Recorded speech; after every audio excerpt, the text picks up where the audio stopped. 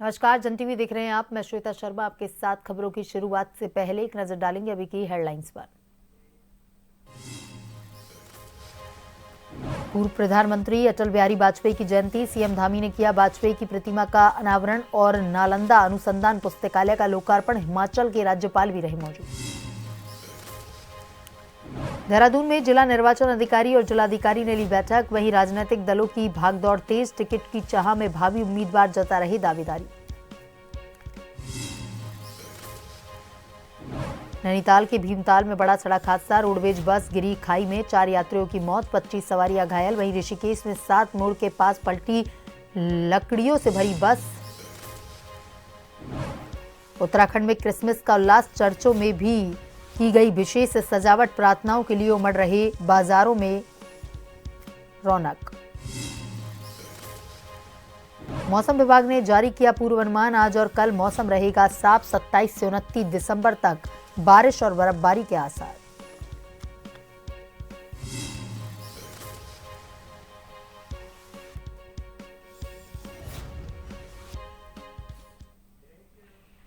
और अब खबरें विस्तार से।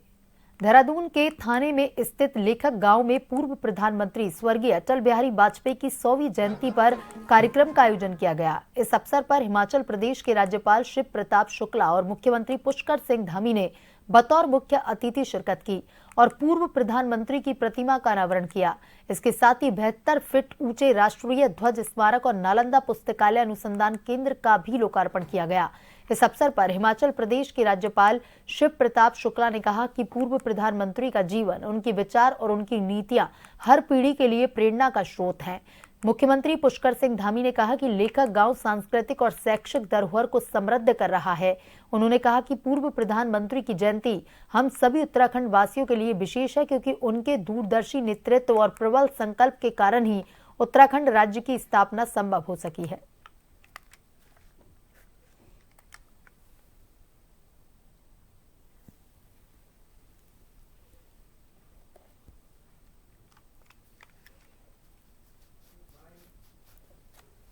सभी के लिए आज ये गर्व का विषय है कि स्वर्गीय अटल जी की जयंती के ऐतिहासिक अवसर पर इस लेखक गांव में आज 72 फीट ऊंचे राष्ट्रीय ध्वज की स्थापना और नालंदा पुस्तकालय अनुसंधान केंद्र का हम सब उद्घाटन कर रहे हैं। ये विशाल राष्ट्रीय ध्वज अटल जी की जो राष्ट्र प्रथम की भावना है उसको जन जन में जागृत करने का एक सशक्त माध्यम बनेगा, हम सबको प्रेरणा देगा कि राष्ट्र के प्रति हमारा जो दायित्व है हम उस सबको पूरा करें। और यहाँ निर्मित नालंदा पुस्तकालय एवं अनुसंधान केंद्र न केवल विचारों और एक सृजनशीलता का केंद्र बनेगा, बल्कि देश भर के लेखकों के लिए भी एक प्रेरणा का केंद्र बनेगा, जिसको आदरणीय निशंक जी ने अटल जी के विचारों से प्रेरित होकर इसको आगे बढ़ाया है। भारत रत्न भूतपूर्व प्रधानमंत्री अटल बिहारी वाजपेयी की 100वीं जयंती पर सीएम पुष्कर सिंह धामी ने एक्स पर पोस्ट कर लिखा कि देश के पूर्व प्रधानमंत्री हम सभी के प्रेरणा स्रोत, भारत रत्न श्रद्धेय अटल बिहारी वाजपेयी जी की जयंती पर कोटिशः नमन। आपकी अद्वितीय नेतृत्व क्षमता, दूरदर्शी सोच एवं भारतीय राजनीति में आपके द्वारा दिया गया अमूल्य योगदान सदैव अविस्मरणीय रहेगा।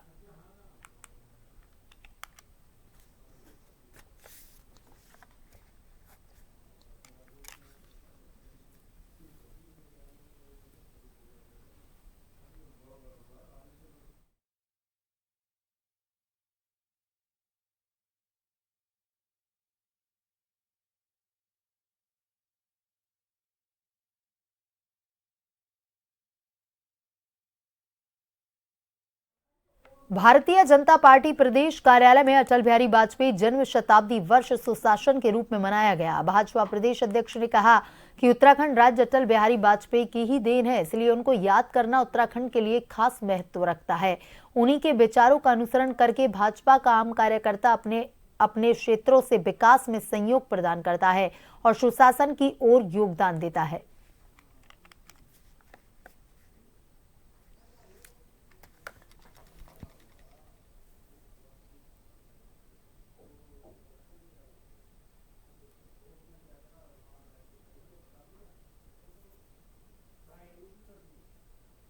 अटल जी भारतीय जनता पार्टी के कार्यकर्ताओं के आदर्श के रूप में पार्टी को स्थान तक शिखर तक पहुंचाने में अटल जी का जो योगदान है और खास तौर पर मैं उत्तराखंड डिस्ट्रिक्ट बहुत उत्तराखंड राज्य के प्रति भी उनका जो भाव था उस राज्य के रूप में हमने देखा है। आज पूरे देश के अंदर अटल जी की जन शताब्दी वर्ष का प्रारंभ हुआ है। पूरे वर्ष भर सुशासन वर्ष के कार्यक्रमों के रूप में हमने कार्यक्रम श्रृंखला बनाई हुई है और पूरे प्रदेश के अंदर उत्तराखंड के अंदर आज से लेकर वर्ष भर अटल जी के कार्यक्रमों की श्रृंखला हम लोग चलाने वाले हैं। चंपावत जिला मुख्यालय में भाजपा कार्यालय में भाजपा कार्यकर्ताओं ने पूर्व प्रधानमंत्री अटल बिहारी वाजपेयी की जयंती को धूमधाम से मनाते हुए इसे सुशासन दिवस के रूप में मनाया है। इस दौरान सभी ने उनके बताए गए मार्गों पर चलने का संकल्प भी लिया।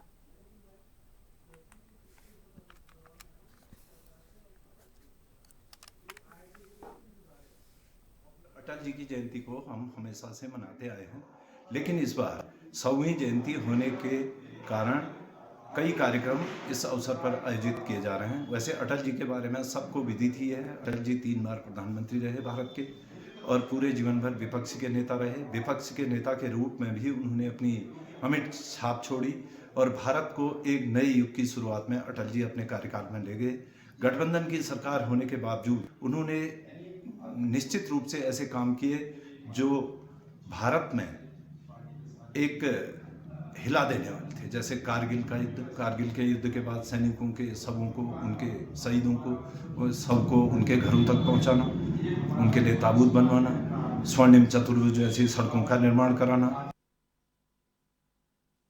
जिला प्रशासन देहरादून ने निकाय चुनाव को निष्पक्ष और पारदर्शिता से संपन्न करवाने के लिए तैयारियां शुरू कर दी। इसके तहत जिला निर्वाचन अधिकारी और जिलाधिकारी देहरादून सविन बंसल की अध्यक्षता में ऋषि पर्णा सभागार में बैठक का आयोजन हुआ।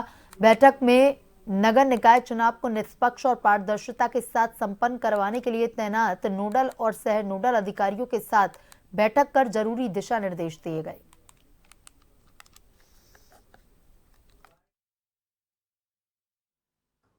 देखिए, हमारा इलेक्शन शेड्यूल अनाउंस हो चुका है और model code is also in force. So nominations हमारी इमीडिएट फर्स्ट एक्सरसाइज है। सो एक जनरल सेंसिटाइजेशन और सभी जो हमारे डिपार्टमेंटल ऑफिसर्स हैं जो इलेक्शन में कार्यरत रहेंगे, उनके अन्य डिपार्टमेंटल ऑफिसर सबॉर्डिनेट्स, चाहे वो AROs हैं या अन्य व्यवस्थाओं के नोडल्स हैं, उनको जो इंटेंसिव एक ट्रेनिंग है वो प्रारंभ कर दी गई है और सभी से ये अनुरोध भी किया गया है कि समय सारणी के अनुसार और जो हमारे आयोग के दिशा निर्देश हैं उसके अनुरूप कार्य करें। नगर निकाय सामान्य निर्वाचन को स्वतंत्र, निष्पक्ष, शांतिपूर्ण ढंग से संपन्न करवाने हेतु राज्य निर्वाचन आयोग के निर्देशों के क्रम में जिलाधिकारी संदीप तिवारी की अध्यक्षता में कलेक्ट्रेट सभागार में सभी रिटर्निंग ऑफिसर एवं सहायक रिटर्निंग ऑफिसर को निर्वाचन कार्य और दायित्वों को लेकर प्रशिक्षण दिया गया। जिलाधिकारी ने सभी रिटर्निंग और सहायक रिटर्निंग अधिकारियों को निर्देशित किया कि निकाय चुनाव हेतु राज्य निर्वाचन आयोग द्वारा जारी दिशा निर्देशों का पूरी तरह से अनुपालन सुनिश्चित किया जाए। उन्होंने कहा कि 27 दिसंबर से 30 दिसंबर 2024 तक नाम निर्देशन पत्र प्राप्त किए जाएंगे। 31 दिसंबर से 1 जनवरी 2025 तक नाम निर्देशन पत्रों की जांच, 2 जनवरी तक नाम वापसी और 3 जनवरी को प्रतीक चिन्ह आवंटित किए जाएंगे। निकाय चुनाव के लिए 23 जनवरी को मतदान और 25 जनवरी को मतगणना होगी।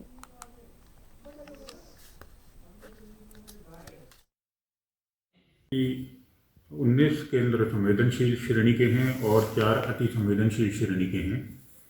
और कुल मतदाता हमारे 53,894 हैं, जिसमें कि पुरुष मतदाताओं की संख्या 27,894 और महिलाओं की 25,997 की है। और आरक्षण की जहाँ तक बात है तो हमारे 3 निकाय अनारक्षित हैं और अन्य निकायों में महिला, ओबीसी और अनुसूचित जाति इस तरह से आरक्षण तय किया गया है राज्य सरकार द्वारा।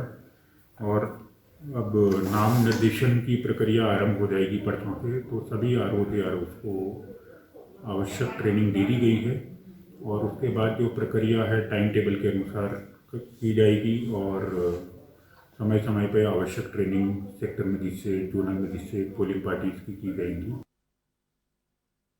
राज्य निर्वाचन आयोग द्वारा निकाय चुनाव की तिथि घोषित करने के बाद से भाजपा और कांग्रेस पार्टी में दावेदारों का सिलसिला लगातार जारी। इसी कड़ी में राजधानी देहरादून के कांग्रेस प्रदेश मुख्यालय में देहरादून के मेयर पद के लिए कांग्रेस के प्रदेश मीडिया प्रभारी राजीव महर्षि ने अपनी दावेदारी पेश की। इस बीच राजीव महर्षि ने कहा कि आज देहरादून की जो स्थिति है उससे जनता बहुत ही ज्यादा त्रस्त है और स्मार्ट सिटी के नाम पर देहरादून की भोली भाली जनता के साथ छल किया गया है। साथ ही उन्होंने कहा कि हमने देहरादून के विकास के लिए एक रोड मैप तैयार किया है। अगर पार्टी हमें अवसर देती है तो हम उसे धरातल पर उतारने का प्रयास करेंगे।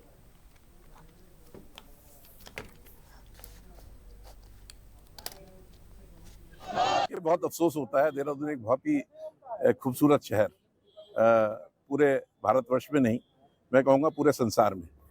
और जो आज इस शहर की स्थिति है, यातायात की आप स्थिति देख लीजिए, आप जल निकासी की स्थिति देख लीजिए, आप शिक्षा देख लीजिए, स्वास्थ्य देख लीजिए, आप बिजली का मामला देख लीजिए, तमाम ऐसी चीज़ें हैं जो है चरमराई हुई है पूरी तरीके से। स्मार्ट सिटी के नाम पर इस शहर के लोगों को छला गया। किसी की घर के आगे खुदा पड़ा है, किसी के पाइप पड़े हैं और सड़कों पे धूल का अंबार। ये सारी चीज़ें जो थी, इन लोगों ने यहाँ की जनता का बड़ा, जो मैं कहूँगा उनको बहुत एक तरीके से त्रस्त किया, बहुत परेशान किया। स्मार्ट सिटी के नाम पर देहरादून की भोली वाली जनता के साथ छल किया गया। वक्त तो चला है छोटे से ब्रेक का। ब्रेक के बाद वापस खबरों की तरफ रुख करेंगे।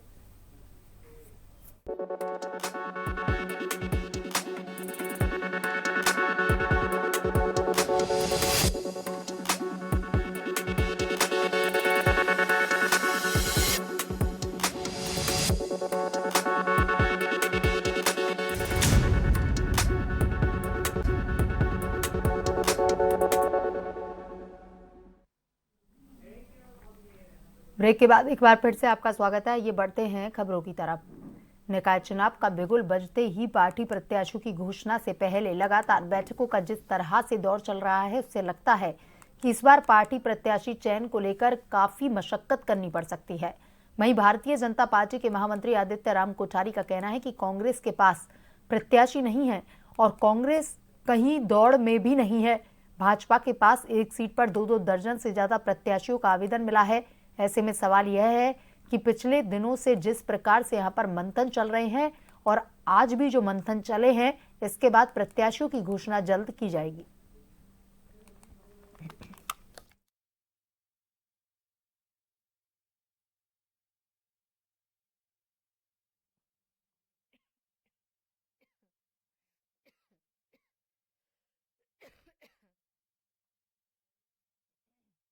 भारतीय जनता पार्टी प्रत्याशियों के चयन की प्रक्रिया में आगे बढ़ रही है। कल प्रदेश नेतृत्व के द्वारा कुमाऊं के सभी जिलों के सभी दावेदारों के विषय में फीडबैक ली गई।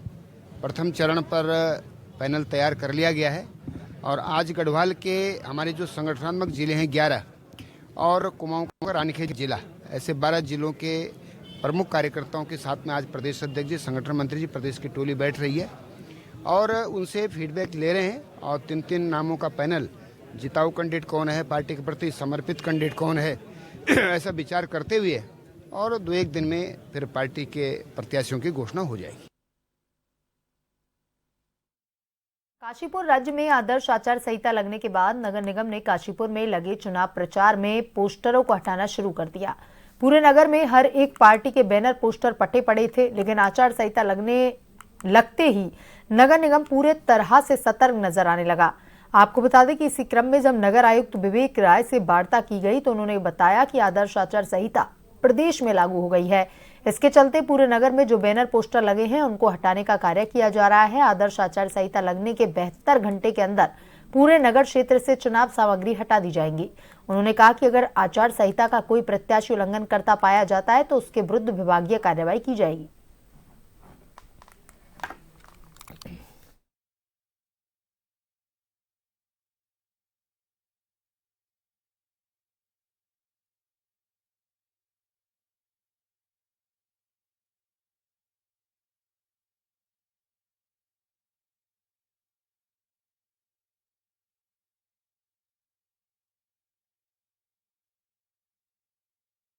ये तभी से हम जो है सक्रिय हो गए हैं। लोक संपत्ति विरूपण अधिनियम के अंतर्गत कार्रवाई कर रहे हैं। साथ ही जो है ऐसे भी संपत्तियां जिस पर कि बिना किसी की सहमति के जो बैनर लगाएंगे उसको भी हटाए जा रहे हैं। ये प्रक्रिया निरंतर चल रही है और हमें ऐसा लगता है कि शाम तक हम 90% चीज़ों को हटा लेंगे। कोई चीज़ बचेगी उसको कल तक खत्म कर लिया। हमारे जिला निर्वाचन अधिकारी महोदय के स्तर से नोडल ऑफिसर्स नामित होंगे। उनके स्तर से जिस तरीके का दंड होगा उसके अनुसार कार्रवाई होगी, नोटिस दी जाएगी। नोटिस के जवाब से संतुष्ट होते हैं, नहीं संतुष्ट होते हैं, उस तरीके से प्रक्रिया होगी। ये डिपेंड करेगा कि किस तरीके का अवहेलना की गई। पिथौरागढ़ से सुबह चली बस दोपहर में भीमताल बोहराकून के पास अनियंत्रित होकर के खाई में जा गिरी। इस दुखद घटना में 4 की मौत हो गई, 25 घायल हो गए। घटना की जानकारी प्रशासन तक मिलते ही मौके पर पुलिस, एसडीआरएफ, दमकल विभाग सहित प्रशासन की टीम रवाना की गई। स्थानीय लोगों ने भी रेस्क्यू ऑपरेशन में मदद की। 24 घायलों को हल्द्वानी के सुशीला तिवारी अस्पताल लाया गया। घायलों का हालचाल जानने के लिए जिला की प्रभारी मंत्री रेखा आर्य और कुमाऊं कमिश्नर दीपक रावत भी अस्पताल में पहुंचे। अधिकारियों ने बताया कि अस्पताल प्रशासन को प्राथमिकता के आधार पर सभी घायलों का उपचार करने के निर्देश दिए गए हैं।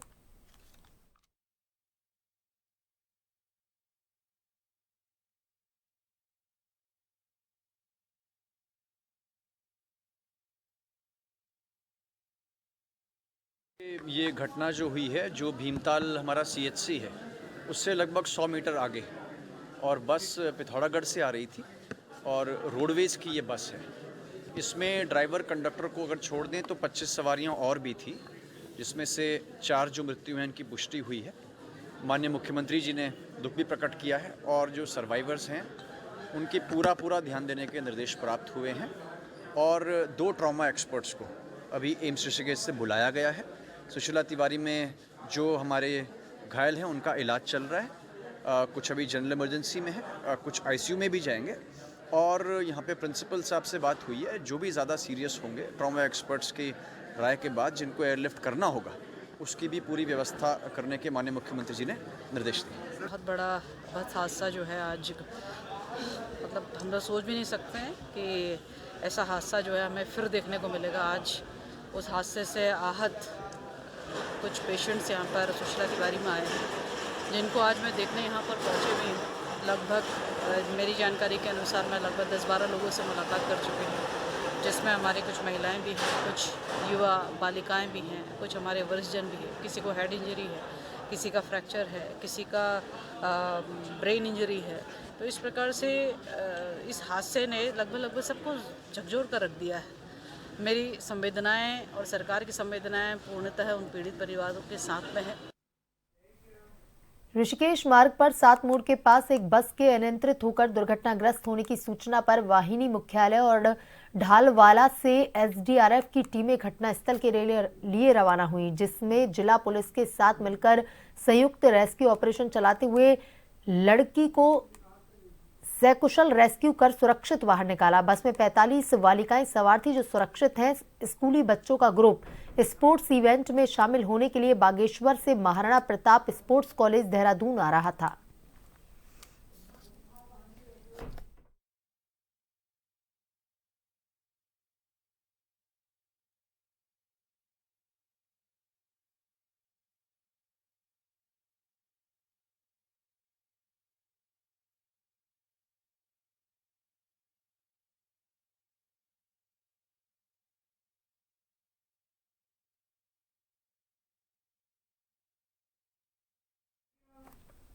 और बुलेटिन में अभी तक के लिए इतना ही। बने रहिए जन टीवी के साथ। नमस्कार।